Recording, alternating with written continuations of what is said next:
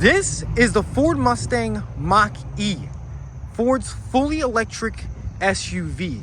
This goes head to head with vehicles like the Volkswagen ID4, the Hyundai Ioniq, the Kia EV6, and vehicles like the Tesla Model Y.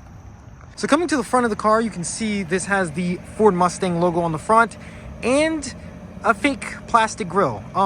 A lot of electric cars these days are starting to get rid of the fake plastic grills, but it doesn't look that bad. As you can see, we have full LED headlights with LED turn signals. No fog lights on this one. And you know, from the front, it's a very attractive looking electric car. You can see the nice alloy wheels on this model. They are 20 inches, and you can see the red brake calipers, kind of sporty. Coming up the side, you can see the Mach E, and E4 stands for all-wheel drive. So this one is all-wheel drive. And all in all, the look of the Ford Mustang Mach E is pretty good. You do get clear tail lights. As you can see, these are LEDs. Let's pop the trunk here. And being an SUV, you do have decent amount of space here. 12-volt charging socket right there. Cargo lights with the Mustang logo on it. And all in all, trunk space is decent. You know, I kind of expect a little bit more, but it's not too bad. As you can see, power liftgate. You're gonna have your rear parking sensors on the bottom and the Ford GT badge on there. So this is the GT, so this is the performance model. So we'll be getting into that in the driving portion. So getting into the Ford Mustang Mach E, as you can see, there are no door handles. So you're probably wondering, how do you actually get in this thing? Well, you press a button and then the door opens a little bit and you put your hand in here and open it. It's kind of weird. As you can see, there is a part right here where you can put your hand. It's kind of weird, but once you get used to it, it's pretty easy from there. Because the door pops out just enough so that you can open it up fully. Taking a look at the back seat, you can see this nice leatherette, and you also get suede inserts right here. So it's pretty nice place to be. Let's step in. Stepping in, I actually have a decent amount of space here, like a decent amount of space. You do get rear air vents here, USB-C and USB-A charging ports. Center armrest with cup holders. And look at this roof, full glass roof. It actually isn't a sunroof or a panel, so it doesn't actually open, but it's really nice. As you can see, it's tinted so the sun isn't beaming down on you. And all in all, the interior of the Mustang Mach E is actually a really nice place to be. Plenty of back seat space. I have plenty of headroom space with this glass roof, and it's really nice place to be. So stepping into the driver's seat, as you can see, you do get a handle to open the front doors. GT badging here.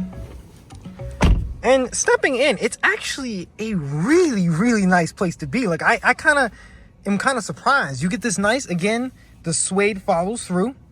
You do get this weird little latch to open the door, so that's how you open the door. It's electronic, of course, but you pull this open and then the door opens. You got your B&O sound system. And one thing I want to hit on is the build quality. Electric cars get this kind of rap that they're not built that well, and everything's really solid. Nothing creaks. Everything is built really solid. Unlike that Ford Escape that we reviewed about 2 videos ago. That was built kind of rough. This, everything doesn't feel cheap. Everything feels solid and built well. Full auto all the way around. You do have your power folding mirrors. Over here you can see your automatic light controls, gauge dimmer. Max defrost is over here. That is a very weird place to be. You'd think it would be down here, which it is. So why is it over here? What is this, Ford? You've got the switch here in 2 places. I guess that's a good thing just in case the screen freezes up and you can't see. So safety wise, I guess that's a good idea, but you might as well just leave it as a button. And I don't know. Now, speaking of this screen, you do have this huge, massive 15.5-inch LCD display here that's actually positioned vertical instead of horizontal like most screens these days. And of course, this is running Ford's latest operating system or infotainment system. So you can see radio, phone navigation. This does have navigation equipped. And the navigation is actually really responsive. It's not the best system I've seen, but it is really responsive. And most people are just going to connect their phone and use Apple CarPlay or Android Auto anyway. But if you want navigation, it's there. As you can see, Apple CarPlay, Android Auto. You've got tire pressure to, I guess, check your tire pressures right there. Energy and the sketch mode, and you can sketch many things, you know what I'm saying. You also have your charging screen, so you can see all your charging information at one glance. So your battery, your amount of range, your driving history, and you can also edit your charging locations and stuff like that. You also have this entertainment section, so you have YouTube, so you can pull YouTube on if you have Wi-Fi connected. You also have games on here, so let's play a game. So I don't know how this works. Oh, you just, you know, is it a gimmick? Yes, but I can see this being used in traffic jams or just waiting for somebody. Now, this is the most controversial part of this car, is the climate controls. You do have your climate controls fully in the screen, no volume button. But the cool thing about this screen is, as you just saw, if I change the temperature, I can do it with this knob. So there you go. I can turn it to hot. I can turn it to cold. But this knob is adaptive. So let's say I want to do fan speed. Change fan speed with the knob. This also acts as the volume. So let's go back to the audio system here. And as you can see, once we pull up the audio system, that acts as the volume for the audio system. So let's turn that off before we get copyrighted.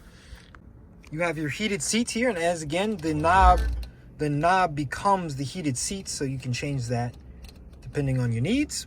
You also have auto heated seats right here, heated steering wheel, and all your climate controls. They just are in the screen, and that's just, I don't like that. The Ford Escape that we reviewed earlier had all the climate controls in the screen. Again, I'm not a huge fan of climate controls deep buried in the screen, but they're always going to be at the bottom, so they're not buried in menus, but I would just rather have some buttons, to be honest. And then just wrapping up with the interior, you do have this nice plastic piece right here that's kind of like metal. More of that Alcantara here. Nice cloth material here. Everything else is really nice. You have your illumination right there. Your parking brake and your rotary gear selector. You can see. You have a 360 camera and a backup camera. Nice center console here. The GT written in.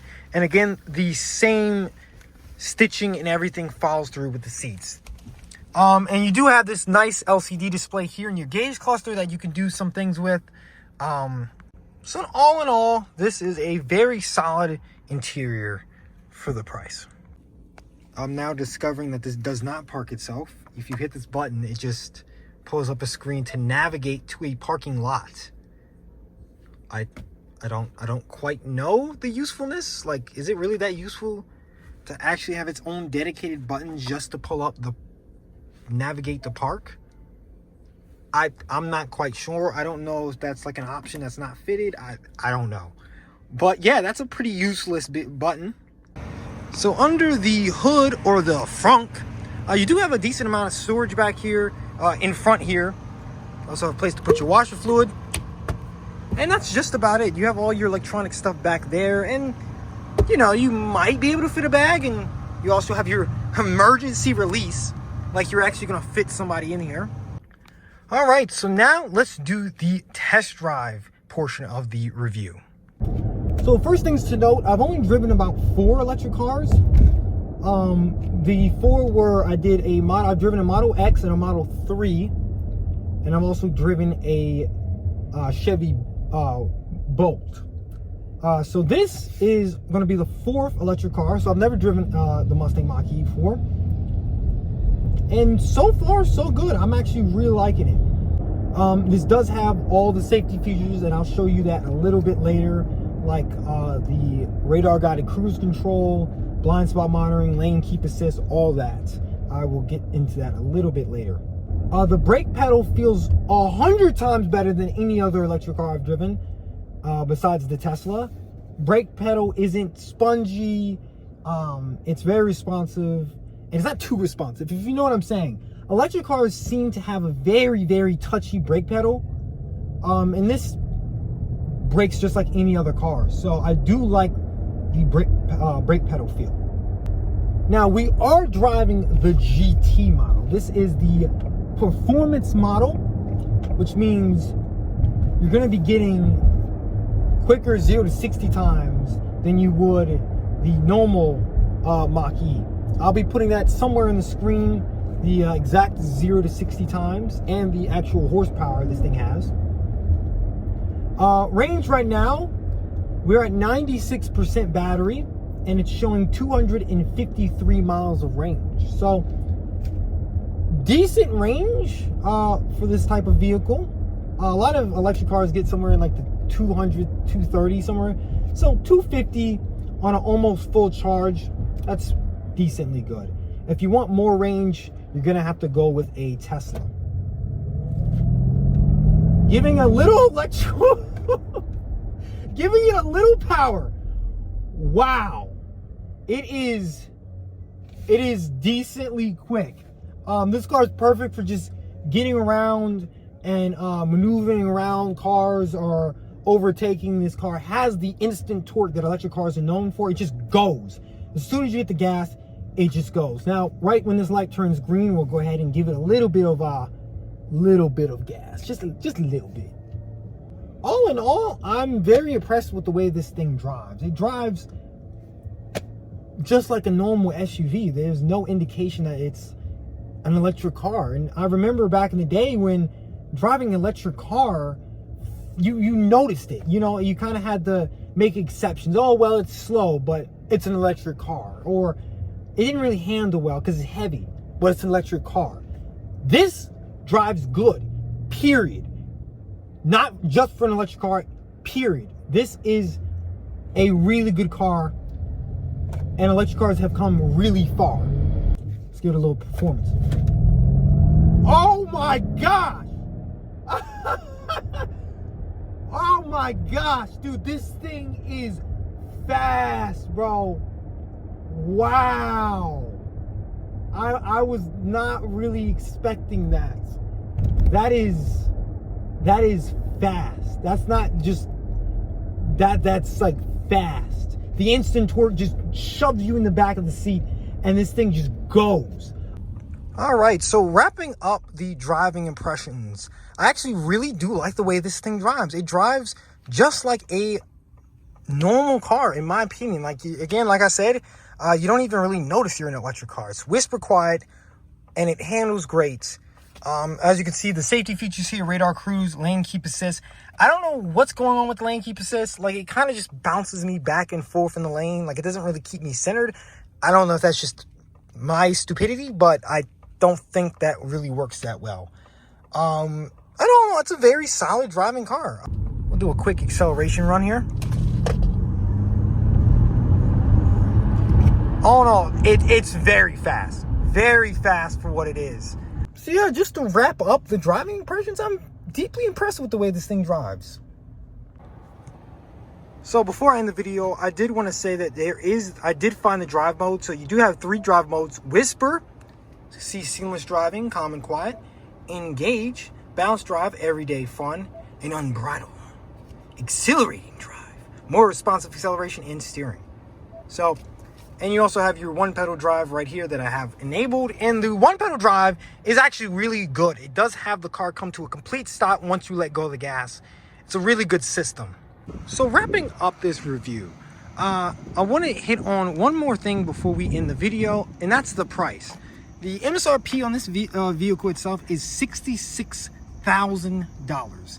Now with the deliveries, fees and other options, 64 grand, that's what this came up to, and that's with the dealer markup. So if you can find this car without a enormous dealer markup, because they're pretty hard to get right now, I think this is a solid electric car. It's a nice driving car, it's a nice looking car, and if you want a little bit more performance, the GT model is definitely where it's at. It's actually really, really quick. So with that being said, thanks for watching the video. I want to give a special thanks to Hoffman Ford for letting me take this Mach E out for a review.